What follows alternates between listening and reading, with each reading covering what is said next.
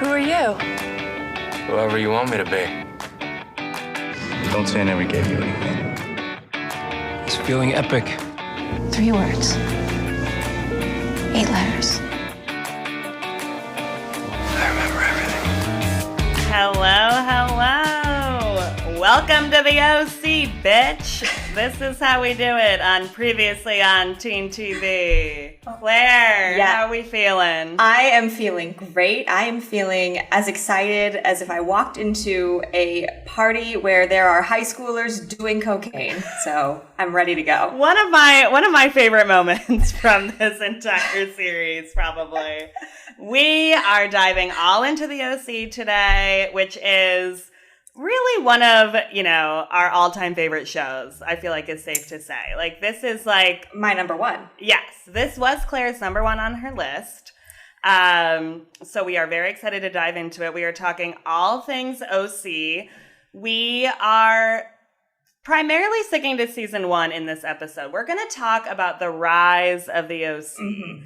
Like, how this show became a pop culture phenomenon, how everyone started talking about it. I feel like you couldn't go to school the next day if you did not watch the OC on Thursday night. Indeed. It really sort of captured the zeitgeist in the fall of 2003. And I'm excited to go back to that time 20 years ago, which is, a tough blow for us, I think. But it's nice to remember a simpler time in our lives and in teen television. I can't believe it's been like 20 years. Like, they did all those like 20th anniversary posts, and even when you go and watch it on HBO Max now, Max, even when you go and watch it on Max, it says like 20th anniversary on it. Oh. And I was like, that is so crazy that it's been like 20 years. Like, I feel like it was just yesterday. And it's a show that I continue to watch like every year. Mm-hmm. So when did you first get into the OC? How did you discover this show? When and where? Like, how did this all start for you? Yeah, so I remember anticipating this show before it came out. I remember there were ads in my like teen magazines that I would read that my parents would buy me at the grocery store. Teen People. Teen People. I was a big, what was it called? I think it was just called like Beat, Teen Beat. I think that was one that I read a lot. I don't remember. But 17, I was a 17 magazine reader. And so I remember seeing these ads in print in these magazines that with like the date and like anticipating it. And then there might have been other billboards, but I watched the pilot when it aired. I remember being in like my like living room kitchen by myself. I don't know where the rest of my family was, but they left me alone to watch this show, and I was immediately hooked. Yeah. I had a similar experience. So I watched the pilot live, and I was also alone, and I was trying to figure out, I was like, what was I watching beforehand? I was like, I remember like just kind of like it appearing on my TV. So I looked it up on what aired before the OC pilot, and it was American Juniors. Oh. So for those who don't remember, I watched that. I probably did the same thing. I knew you did. I probably watched it straight into the OC. I know. I shouldn't remember that. I know. I did not either. American Juniors, for those who do not remember, was the like kid version of American Idol, ages 6 to 13, which looking back, wow, that is jarring. But I loved that show. I was a huge American Idol fan, so American Juniors to me, I was 12 at the time. I love that show. And then little did I know, though, that then led me to the OC. And I watched that pilot episode, and I was like, jaw drop, dumbfounded. I loved every second of it. I remember I was watching it. I was on like a family vacation at the time because it, aired in the summer. As we all know, that was like huge for them. But so I was watching it kind of like alone on this like really small TV. And I definitely remember I was like watching it with the remote control up because I was scared my parents were going to walk in. And I just knew. I was like, don't know if I should be watching this. This might be a little like, I might be a little too young for this show. I was 12 at the time. So I sat there with the remote up, ready to change the channels if I needed to. But I just remember like that feeling of like, what am I watching? This is so good. And I was hooked from that very first episode. But I definitely do remember, and you touched on this, there were so many ads for it at the time. Like, it was like huge. So I remember all those ads, and I actually did a little bit of research, and I pulled one of the ads that I want to show you because it will bring you back to a time and place. Okay. Fox Tuesday, it's an all-new special when the juniors perform in concert with some of music's biggest stars. You're in for an incredible show. Plus, don't miss an extraordinary duet with Ruben Studdard, American Juniors Concert Special. Look at Lucy Hale. And a kid from the wrong side of the tracks. You're into it, huh?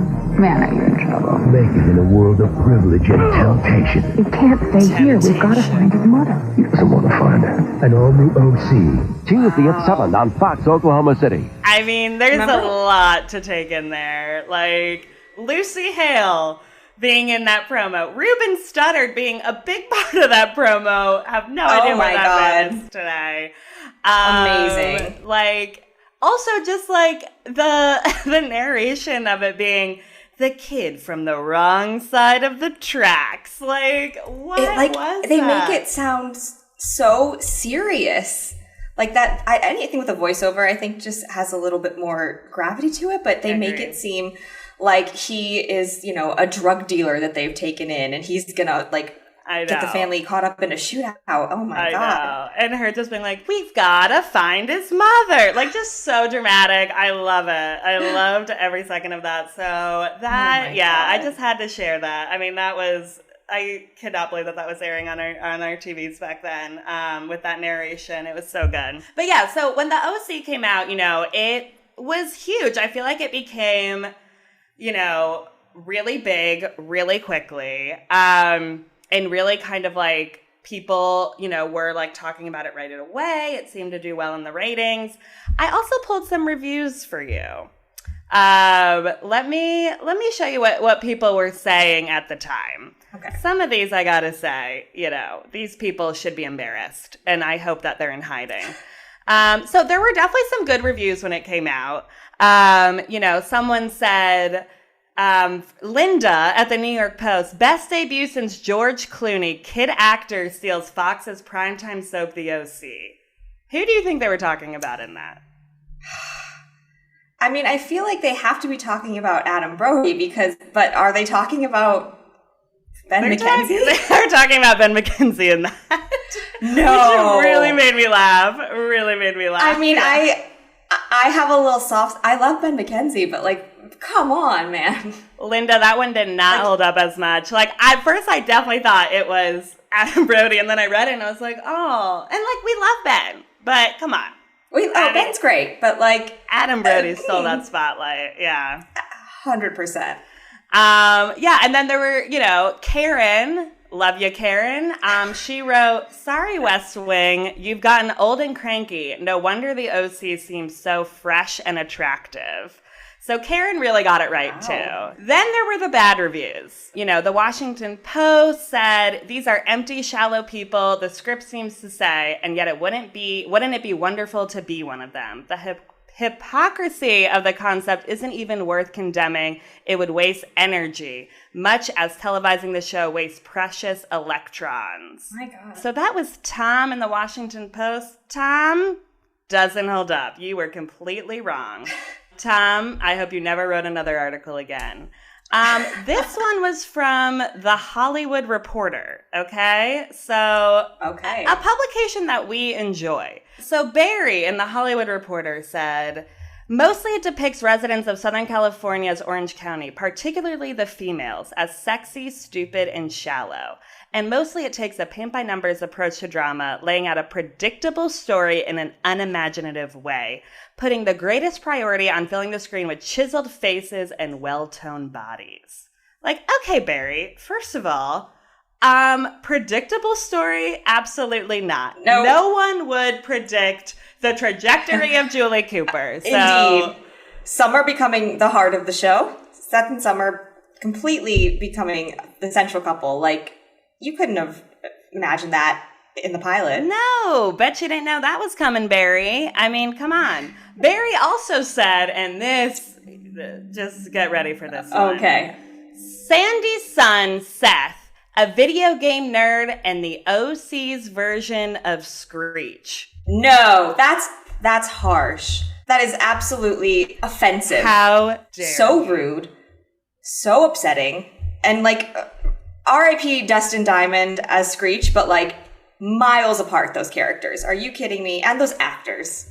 No. I mean, Barry clearly did not get it. Also, just like LOL that Adam Brody ended up becoming the heartthrob of the show, the heartthrob like of our teen years, and still even to this day, heartthrob. Like, I know. I just could not. Screech? Like, absolutely not. Also, like, he looks good. Like, why are you like, he's cute. comparing him to Screech? Like, He's also not, I really like, could not believe that one. I think there's a fundamental difference there between like this is something that like Adam Brody and the character of Seth Cohen is when nerd culture started to become cool. Right. And he's a big part of that, and then it continues on. Like Comic-Con is mentioned in the show, and that was something when like it wasn't a thing that like everybody went to, that like people were aware of. Like only true nerds were really aware of it. And so whereas Screech, I mean, I'm a Saved by the Bell stan for life, but Screech is like a socially awkward science, right, like math and science brainy guy, whereas Seth is just like, I like this type of culture that the popular kids don't like. Different things. Right. Completely different things. And it's also just like, yeah, we're seeing a different character on TV who has like more layers than just like liking comic books. Mm-hmm. Like, how dare Barry? Okay, my last bad review. I'm ready. Howard from the LA Times, who said, The OC, a new Fox entry whose arrival Tuesday night bongs in the 2003 fall primetime season with an hour of Southern Californians as rigid as surfboards. As weekly drama, it's comically bad. Like, are you kidding me, Howard? Are you kidding me? What's interesting to me is that those bad reviews that you shared seem to all have been written by men. And the more positive reviews seem to have been written by women. And I'm sure there are, 100%. more mixed reviews, and it's not a clean split along gender lines. But I think, this show is, these types of shows are geared more towards female audiences who are more willing to just buy in and accept the premise at face value and not pick it apart. And I think, it's just a thing we see so often with men who that fundamentally don't understand things that aren't for them. 100%. They like to criticize them. Yeah, exactly. I think that's definitely what's going on. Barry and Howard, maybe the show wasn't for you, and that's okay. But you don't need to like come after, something that primarily women and teen girls like. Yeah. Also, I will say too, I do think like the thing with the OC is like a lot of men I feel like ended up really liking this show. Like, agreed. Like this is a teen show that everybody was watching. Like it was not just like girls. Like I feel like it was like, yeah, I mean, I definitely like walked in and my brother was watching it on his own. And I was like, we can like watch this together, you freak. Well, I think a big part of that was that it wasn't just, about a love story or a romance or girly, quote unquote, girly things. There was, there were friendships and there was adult relationships. And then there was all the sort of whatever ridiculous other plot line was happening, right, with money and Caleb Nickel and all that kind of stuff. And so there was, it was more of a complete show that there was something for everybody. 100%. There was something for everybody. So let's like get into it a little bit more. Like, let's talk about like the cast a little bit. Cause I do feel like, we touched a little bit on how Adam Brody like was the heartthrob like of our teen years. I want to start off, let's talk about Mischa Barton because I do feel like she is talked about quite a bit. And I feel like a lot of times people are talking about her and this show in a little bit of like a negative light. And I gotta say, so I rewatched The OC, at least season 1. You know, you can kind of stop after season 1, which we'll get into later. But I rewatched season 1, I want to say almost every year. And every time I'm watching this show, I am like transfixed by her. Like, I cannot stop staring at her on the screen. Like, I don't know if it's like the light of the camera is like hitting her in a different way or something, but like, I know people like talk about her acting and all this stuff. Like, I think that like there was something about her, and not everyone can become an it girl. And like, she became an it girl and like had that factor. Like, I wanted to be her. I wanted to dress like her. I was like she was like, I just couldn't, like, you can't take your eyes off of her, I feel like, when she's on that screen.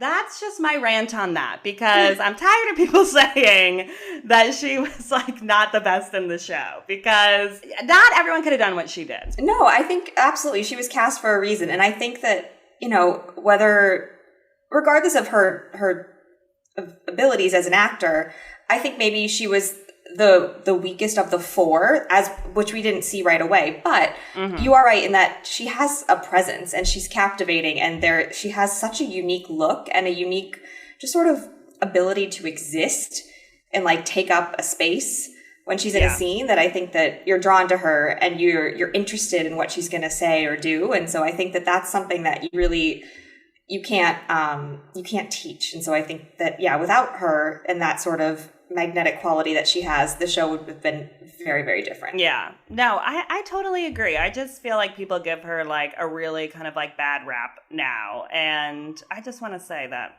you know, not everyone could have become that it girl that she did. So props to her for that. Yeah. So many Lacoste polos. Definitely bought a Lacoste polo because she was wearing one on the show. Also, today I am wearing 2 polos. I see that. Trying to pop that collar in honor of the OC.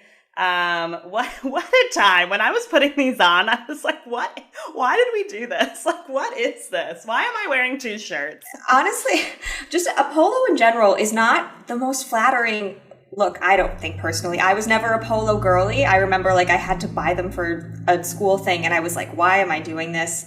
But I am impressed by the fact that, you know, she wore her little Lacoste polos and her denim mini skirts and her like skinny scarves as like headbands and tiny purses, and she just like, they made that ubiquitous. Like it was everywhere. Oh yeah, no, I started wearing all that, like all the above, everything you just listed. Like, I loved it. And like with the casting of this show, I feel like there was a lot of talks around like, are these like, they're too old to be playing teenagers? Like, what are your thoughts on that? Like, do you think that like took away from the show, or what do you think on that like controversy? You know, I didn't think that they were all too old. I think we know that Ben McKenzie was the oldest, and he was 23, 24, something like that. And he definitely, it's not that much older compared to the rest of them. I think in season 4, when he like cuts his hair, he really starts to look older. Yeah. You can kind of start to see some wrinkles in the face, and you're like, oh, maybe you're not a high school graduate.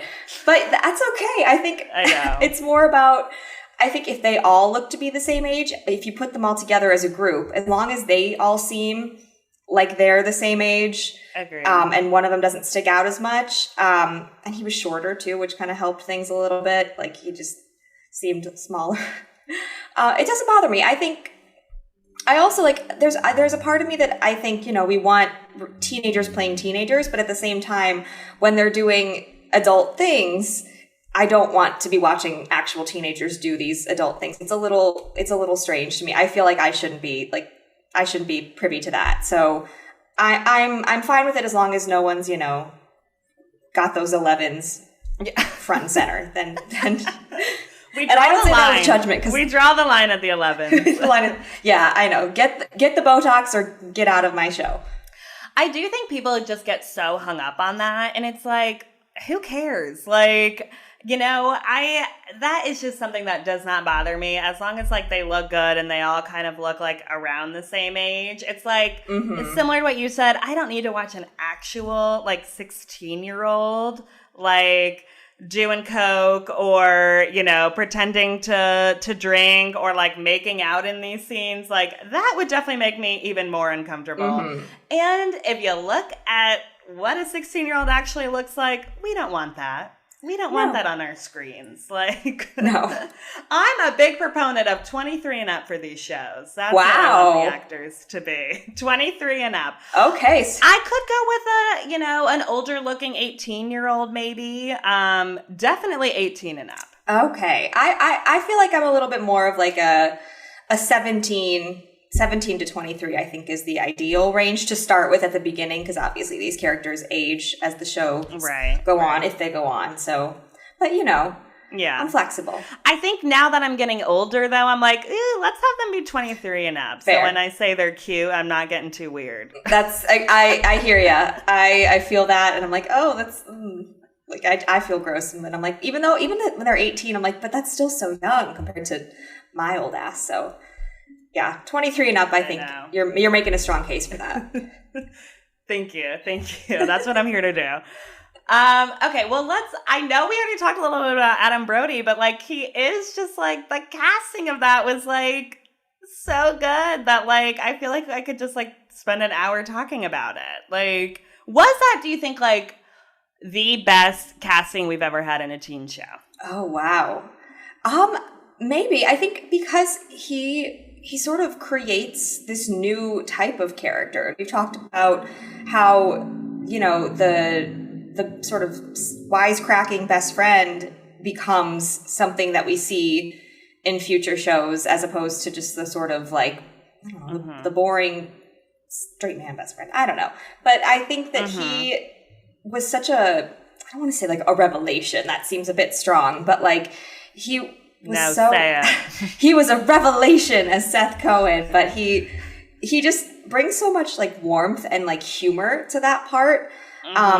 And so where, it's not really fully believable that Seth is like a loner with no friends. You look at him and you're like, you're very cute and you're tall, and tall goes a long way, as we all know. So like, how could you not at least have a friend or two? But I don't know. He sort of, I know what you mean about that, but he sells it, and I'm just like, well, he's so charming and so funny and so like approachable and nice that I think that's always it's a nice quality to see on screen. I do feel like they were like really trying to like drive it home in the pilot, like this guy has no friends. Like, I think they like drove that like a little bit too hard, because I do think you're right. He's able to speak. Like, it's not like he doesn't have like any social skills or anything like that. And I do get why they drove that home. But I do remember, though, watching it at the time, like, God, this guy's like a nerd. Like, but I think it was such a good trajectory of like in the first couple episodes, as you like get to know him more, you do more like see that humor and see how great he is. No, I think what we're supposed to understand from the show is that it's not that he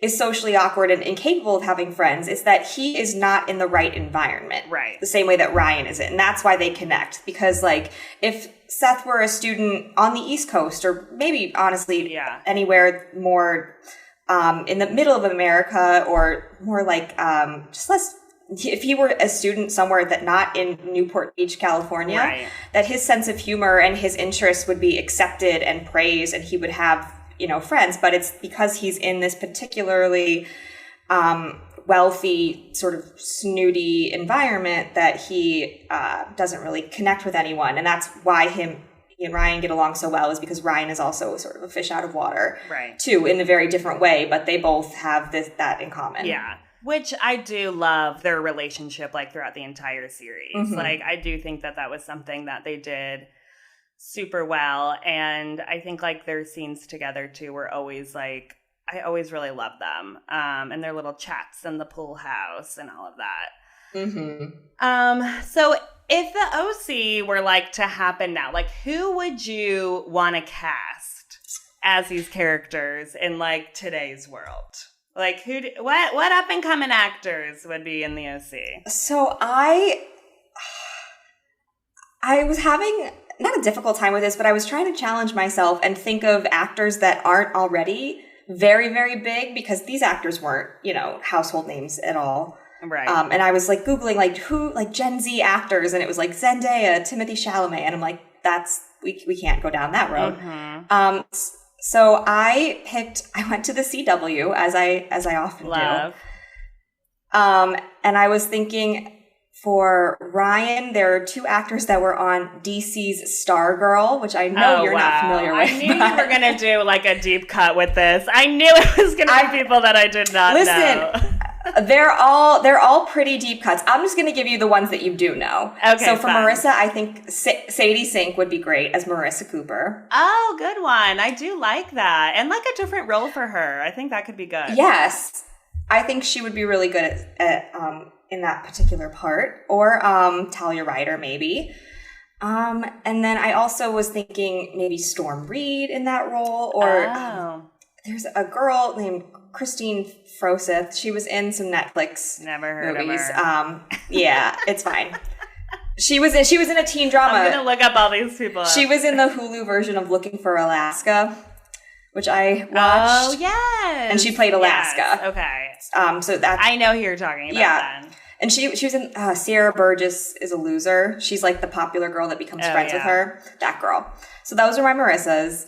For Seth, I had an actor who was on the Saved by the Bell reboot, and another actor who was on. That seems good. You went the comedy route, which I think was smart. He's funny for Seth. Yeah. There's also an actor from Legacies on the CW that I thought, the one who played MG. I feel like I don't remember how much he was. Yeah. I think he could be a good Seth. No, I know who you're talking about. Good one. And then for Summer, Ariana Greenblatt, who was just in the Barbie movie. She's like the teen daughter Sasha in the Barbie movie. I thought she'd be a fun Summer. I like that. Well, again, different for her. Yeah. Yeah. Or Josie Tota, who is also in the Saved by the Bell reboot. She's a trans actress who was on Glee as a child and then transitioned, and now she was recently on Saved by the Bell. She's really funny. Oh, love that. And she plays a bitchy rich girl. Oh, perfect. Saved by the Bell. So she'll be great. Fit right into this world then. Yeah. Yeah, okay, sorry for my deep cuts. Yeah, I knew you were going to bring deep cuts, so don't worry about it.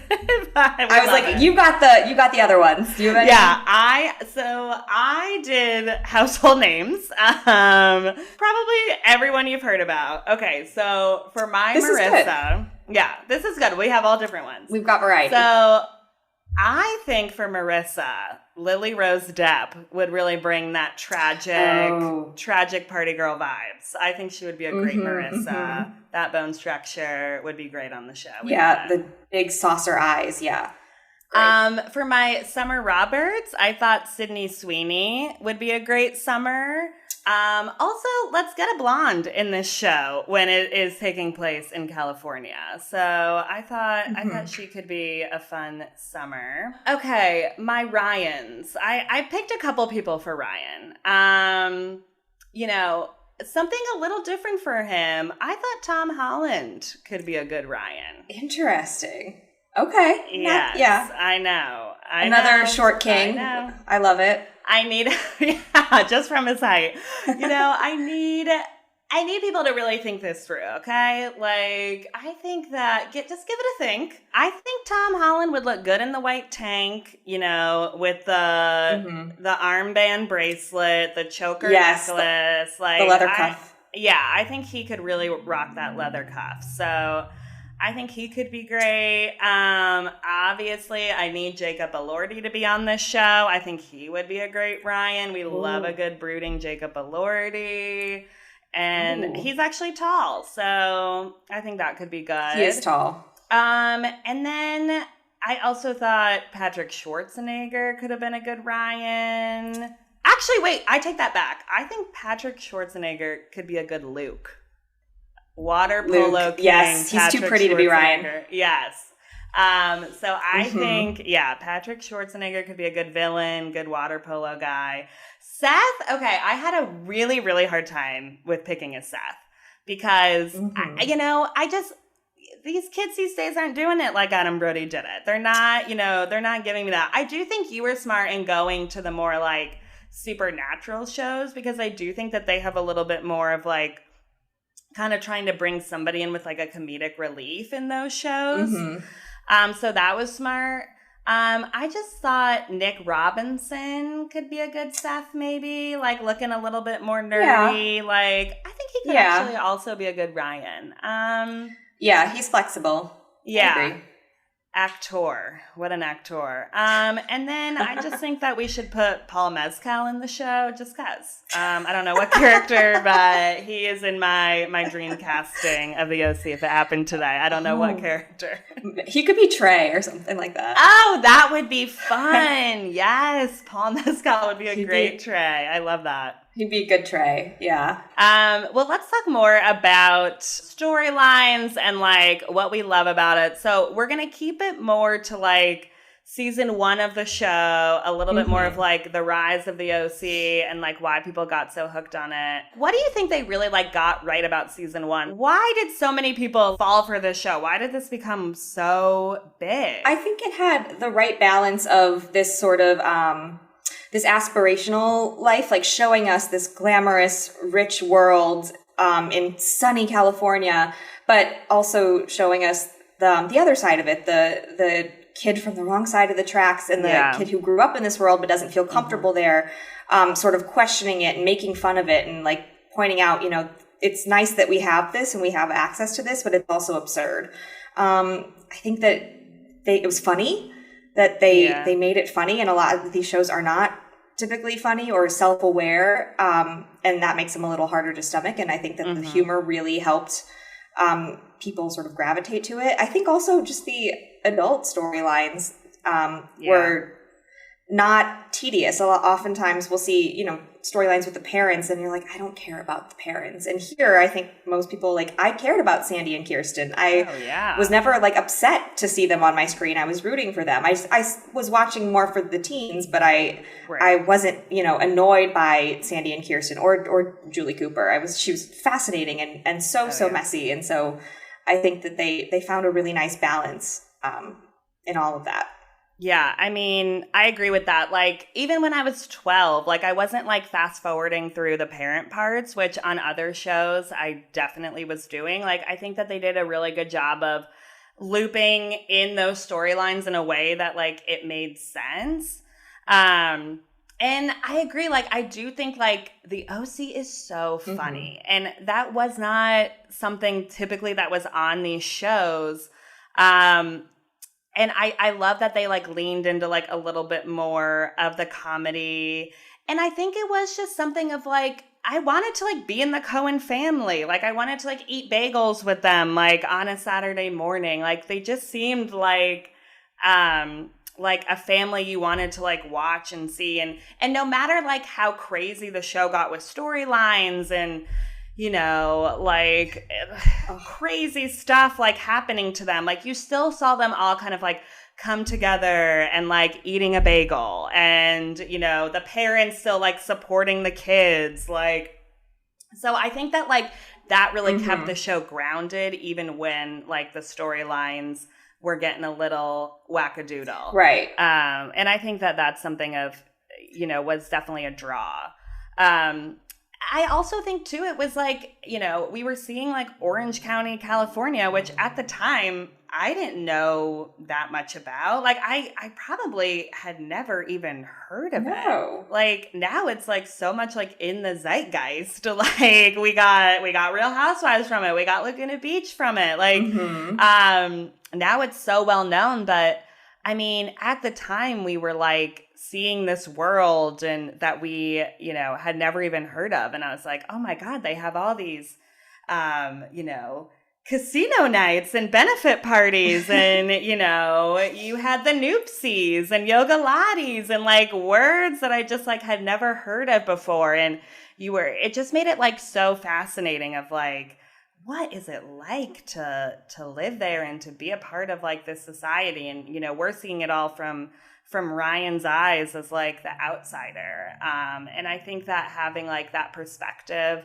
of it is why also season 1, I think is so good, is that we're seeing it all from Ryan's eyes and everything is so new.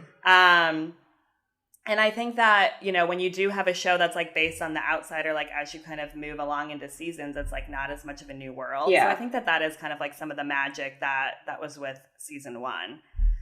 And just, I mean, God, all those storylines that they ran through in season 1. I'm exhausted just thinking about it. I mean, have we ever had so many plot lines like in a season? Like, let's just like run through some. Like, what were some of like your favorites? I mean, there's runway shows. There's a Deb Ball. We love a Deb Ball. I mean, We do. I love a Deb Ball. You said casino night. There's a Christmas party, which we can talk more about Chrismukkah later. Oh my God. There's all sorts of, they go to Vegas. They go to LA. Mm-hmm. They are going all over the place. Luke gets shot. Like, it's Luke gets like, shot. Yes. And the Oliver. Luke gets shot I by forgot. Paul Wesley. Yes.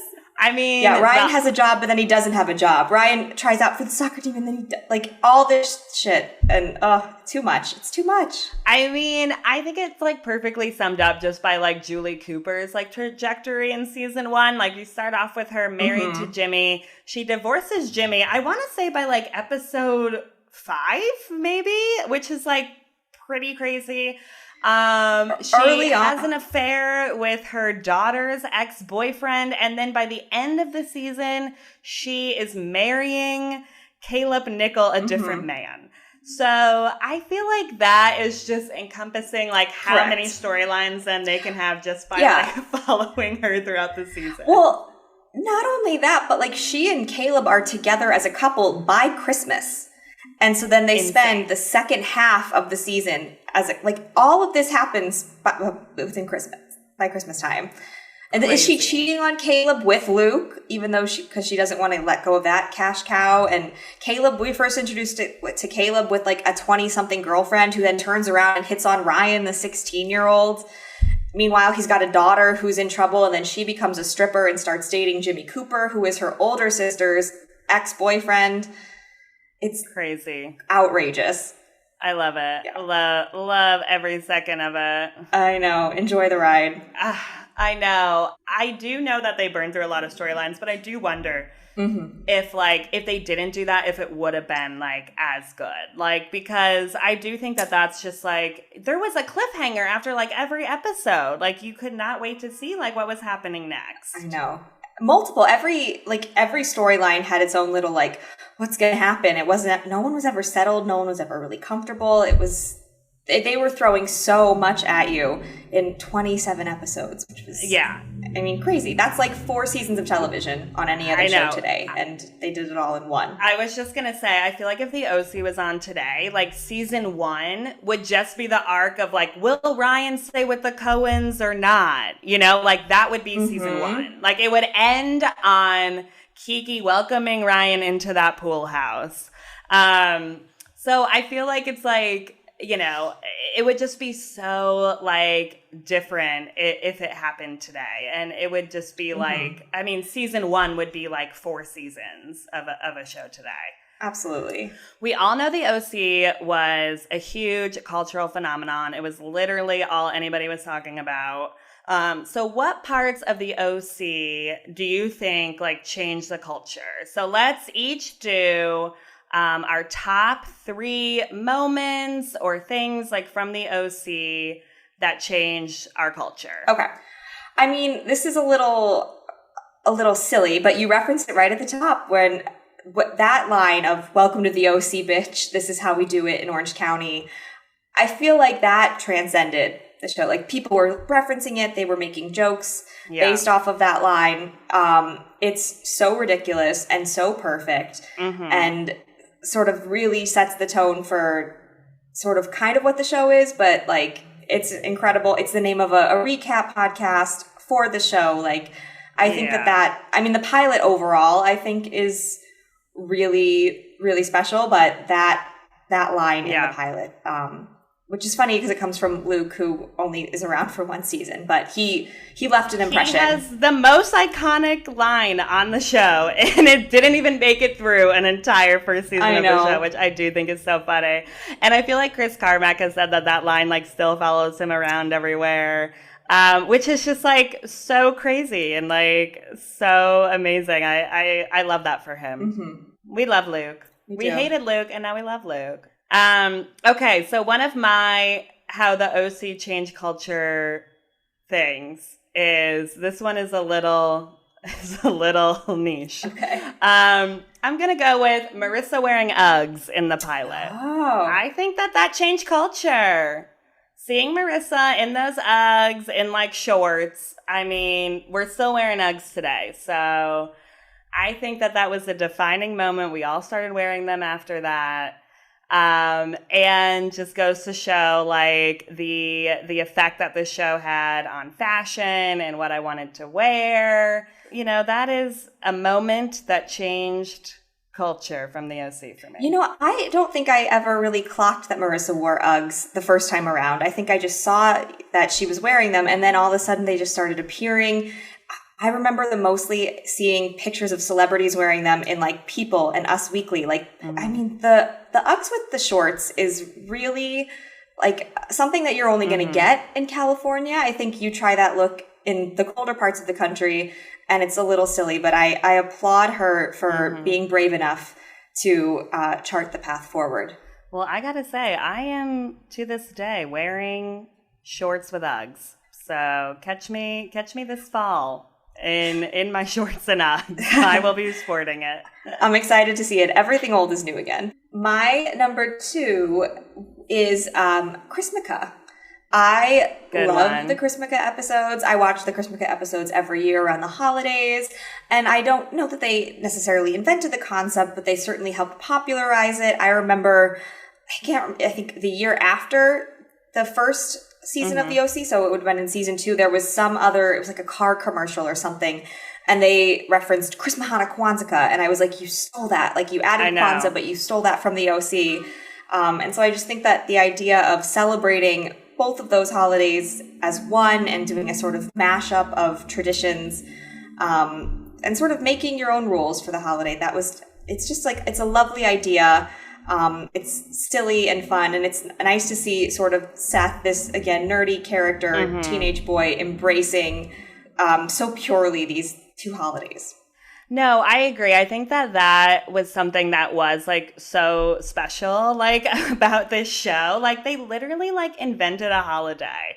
And like, yeah, I don't think anyone had really like put that together before. Like, they really should have trademarked it, honestly. I mean, what a missed opportunity. But I love the Chrismukkah episodes. I think it's like, again, I think in a show that is like very filled with like drama and scandal, like the Chrismukkah episodes really like show just like that it is also about family and family coming together, and, you know, Seth celebrating both holidays. Like, I do think that was something that was really special. And I feel like I always like refer to it as like Chrismukkah now. And like all my friends like who were Jewish and celebrated Christmas too, like they started referring to it as that. Like, that is like the definition of like changing culture.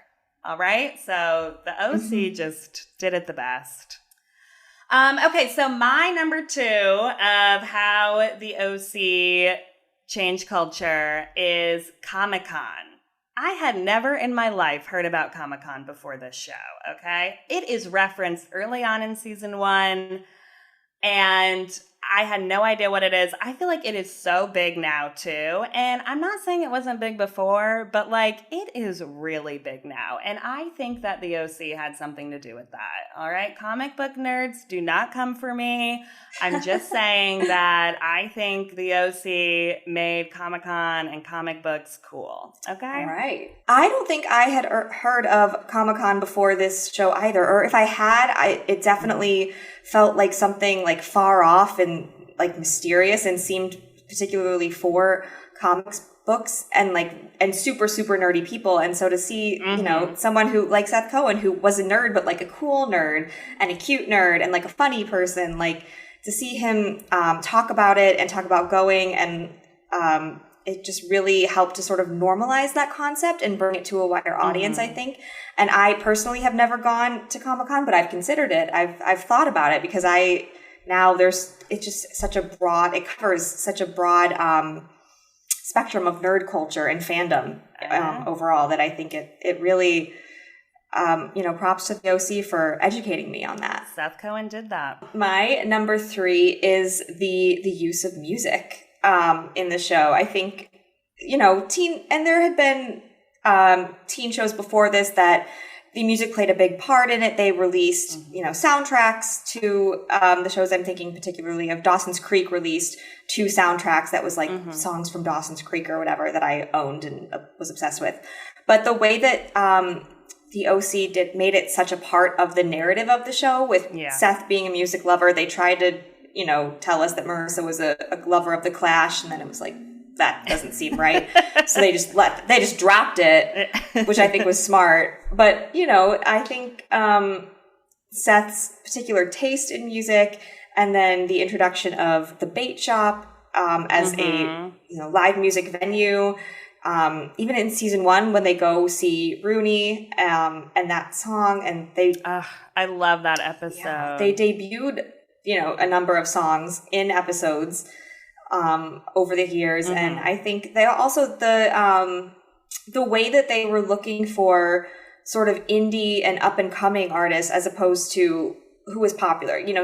Beverly Hills 90210 did the same thing, where they had the Peach Pit After Dark, and they had artists come and play this club that they owned and worked at, which was ridiculous. But those artists were always like, top 40 artists, people that you had heard of, people that were already in the mainstream. And the OC was really looking at artists that weren't as well known and trying to sort of give them support and bring attention to their music. And I think that was so cool and so formative. No, I agree. I mean, I feel like it completely influenced like my music taste at the time. Like I started, downloading on LimeWire, songs that I heard from the show. So I had my whole OC like playlist, like it completely defined like what I listened to. And a lot of times, even when I downloaded the songs on LimeWire, it would be like the scene of the show, like you would hear like the dialogue. Yes, like you would hear the dialogue in it, like when Caleb is having that heart attack and I'm downloading Fix You, you can hear him have the heart attack in the song. So oh my God. Yeah, no, I mean, the music of the show, like, we'll definitely be doing, like, a full episode, I feel like, on that. But definitely, it changed the game. And I don't think that there was, another show at the time that was doing it like they did it. And they definitely brought, like, to my attention bands, like, that I never would have heard of. And, I still listen to all that music today. It's all on my sad songs playlist. Those emo songs, you gotta love it. It's so good. What a time to be a teenager. I know. It was such a good time. Okay, but what was your like favorite song in season 1? Let's keep it to season 1. In season 1, I feel like it's a cop-out answer a little bit because it's one of the more popular ones that's cited, but I did love the Maybe I'm Amazed cover by Jem that plays at the wedding. It's so good. That's one of the ones that I downloaded that I listened to. It's just, I think it's so beautiful and sad at the same time, even though it's supposed to be a happy song. And I think maybe that's because I'm picturing like Caleb and Julie dancing while, Ryan and Marissa are dancing, and she's like, I know that you have to go, and she's crying. I'm like, oh. No, my mind just went to that scene too. Like I do feel like that's why we love that song, because it's like such a good moment between them, and she is so sad, and like he doesn't even like to dance, and he's dancing with her, and you're just like, no, Ryan, don't go. Like I have said before that I like the Jem version of Maybe I'm Amazed more than I like the Paul McCartney version. I'm sorry. I do as well. I know. But I do think it's just because of the context of the show too that we love it so much with that. So my favorite song moment in season 1 is the New Year's episode when Dice is playing, when he's like running up the stairs. I just think that is such a good moment.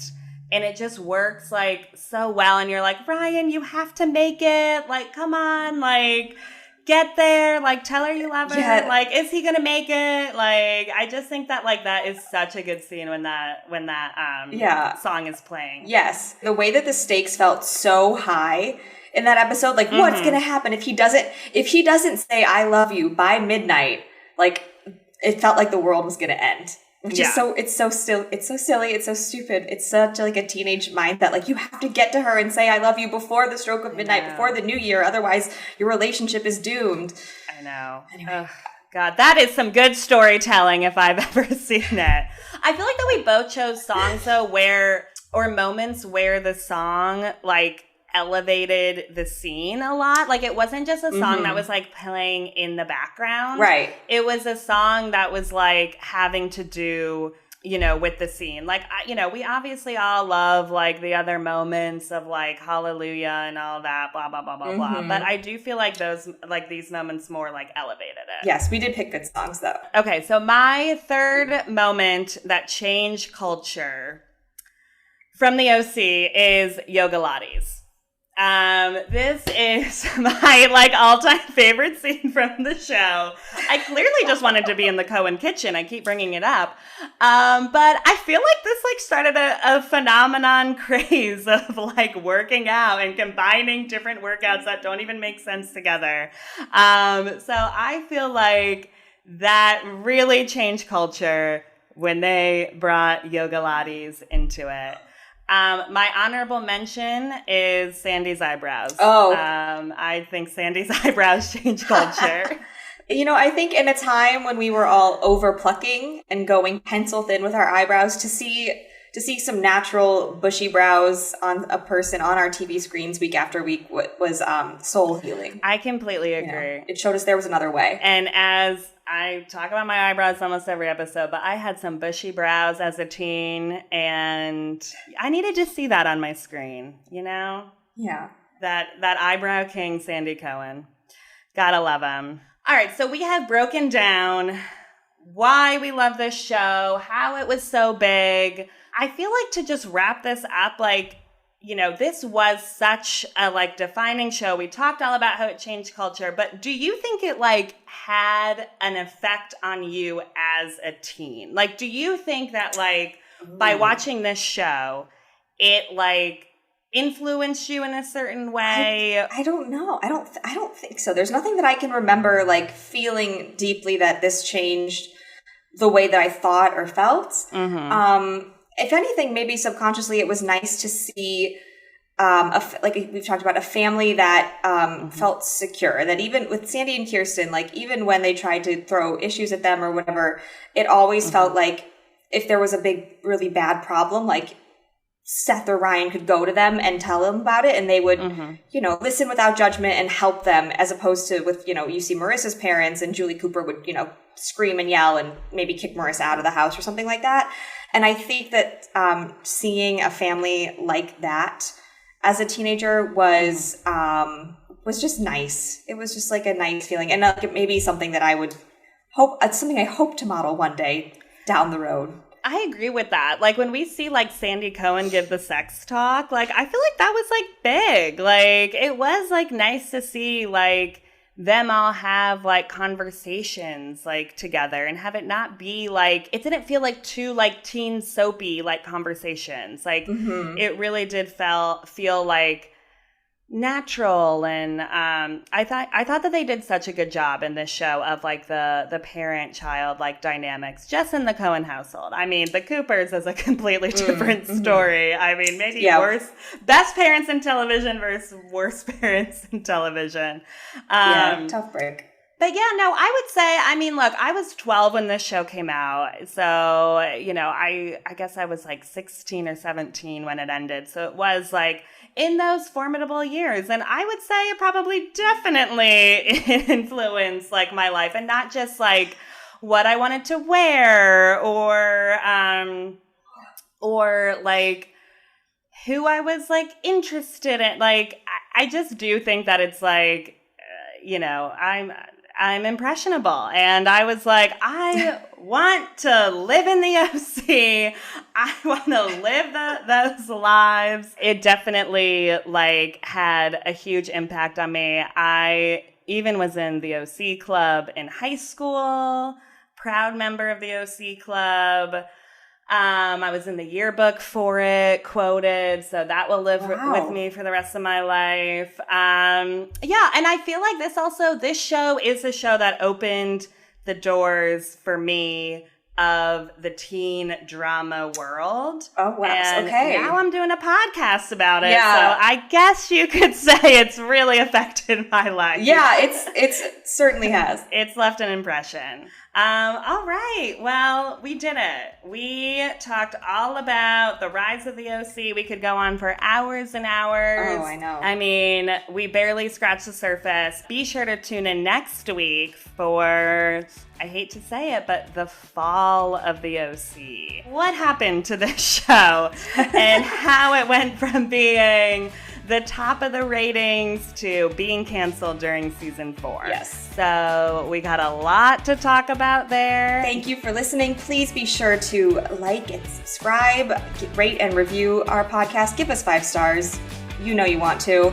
And follow us on Instagram at previously_on_teen TV. Join us next week. Thanks for listening.